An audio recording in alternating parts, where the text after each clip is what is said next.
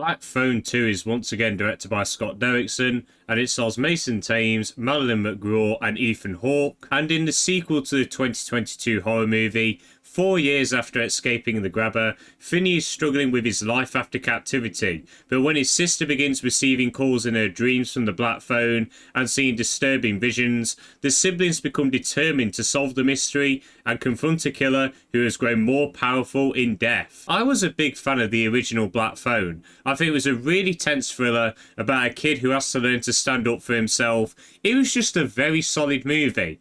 But I didn't think we needed a sequel to it. I think it ended pretty much perfectly to the point where there was just no need to continue it. But of course, because it made a load of money and Hollywood really likes getting more money, we got a sequel. And I really wasn't excited for it because it just seemed like a cash grab. But I have to say, after watching it, while I don't think it's as good as the original movie, I still had a decent time with the Black Phone sequel. This movie tries to expand on the original in many ways. In some ways, I think it worked, especially when we focus on Gwen and her dreams. But in some ways, I think it's very detrimental to itself, and it completely ruins what the first film was all about. We never know why the grabber likes kidnapping and killing kids. And I really think they should have stuck with that with this movie. But they do the dumb thing where they try to explain his backstory. And we see his first kills and who he was before he started killing them.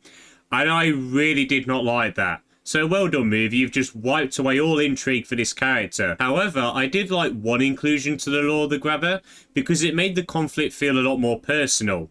But another thing I really didn't like with the use of the grabber in this movie is that he's just very stupid. Now, he didn't kill many people in the original. I think he killed like 2 people in the original.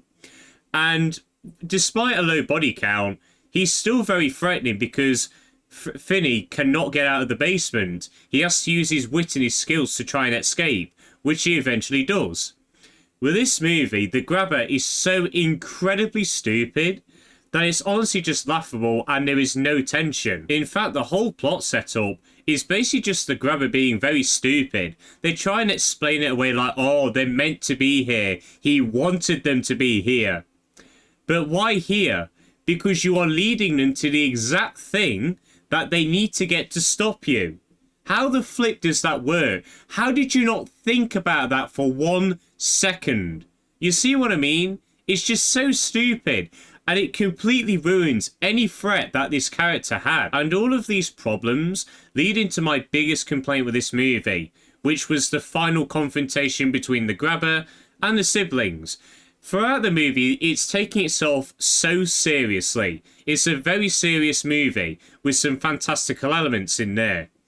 But then this final battle comes in, and it's so over the top and very goofy. For example, and this is in the trailer, you see the grabber like going across this lake with ice skates, and he's like hacking people by the shoulder and sliding them across the lake.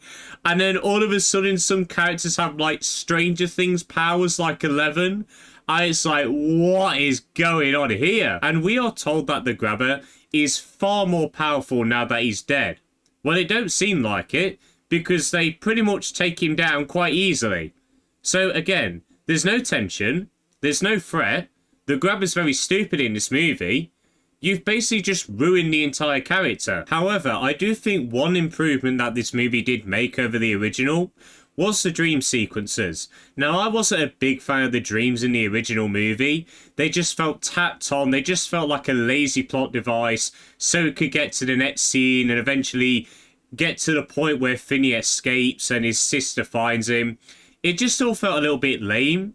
With this movie, though, the dreams are a main part of the story, and I really like their inclusion in this movie because they actually lead to a goal. They actually plant seeds as to what's going to happen next. So it's a lot more intriguing. And I really liked how people interacted in the dreams as well, especially when the grabber's around, because there's many moments where you're seeing Gwen and other people getting thrown around everywhere and about to die. But you can't see the grabber because he's invisible, well, because he's dead. And it just looked really well done, really cool.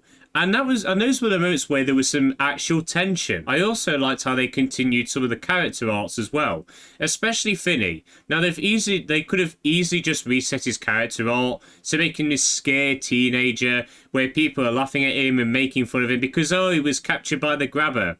But not in this movie. And they don't make him a hero in this movie at first as well. He takes out his trauma and his anger on other people.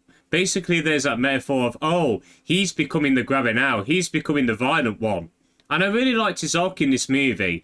And I really appreciate that they actually tried to do something very different with him. And technically, I think this movie was really well done for the most part. Especially with the cinematography. This movie looks absolutely brilliant. I especially liked it when we're in the dream sequences. How it's like old damaged camera footage. And we're seeing things in the dark. And I really like the use of shadows and black spots all throughout the rooms as well. So you don't know if anything's going to pop out. However, one technical aspect which I really didn't like was the editing. The editing in this movie was so amateurish at times. It was honestly shocking. I believe, and if I'm wrong, do tell me in the comments, there's a bit where Mason Thames is about to say a line. He's in the middle of a line, and then they just cut to a different character. I believe he was meant to say knock it off, and then he just cut to him after he said knock. And it's like, what's going on here? And then in the final battle, there's a bit where it's like 7 cuts in 2 seconds. And it was just done so poor, you can't tell what's happening whatsoever. But finally, the acting in this movie was very, very strong. Ethan Hawke as the grabber once again absolutely killed it on screen. He surprised me by how good he was in the first movie, because I never would have expected Ethan Hawke to play a character like that. He was great in that movie. He's great in this movie. Credit to him. He absolutely brings everything to this role. Mason Thames and Madeleine McGraw were also really good in this movie too. However, some of their dialogue really doesn't help, especially in that final battle, where they say the cheesy 80s one-liners before the kill. And it's just so cringe. They can't deliver them whatsoever. But overall, I thought their acting was really, really good. So in conclusion, Black Phone 2 is nowhere near as good as the original movie. But I still had a decent enough time with it to make it worthwhile. It does have some really good scenes. It's shot really well. It's acted really well. The story overall isn't terrible, even though you could nitpick it and point out all the flaws and plot holes to death. I still really enjoyed this movie. And if you like the original Black Phone, I do think you'll have a good time with this movie as well. So Black Phone 2 is going to get a very solid 6.5 out of 10. And people, that is the end of this review. If you have seen Black Phone 2, do let me know your thoughts on it. Did you like it? Did you not? Let me know. But I hope you all enjoyed this video. Have a good day. And see you later.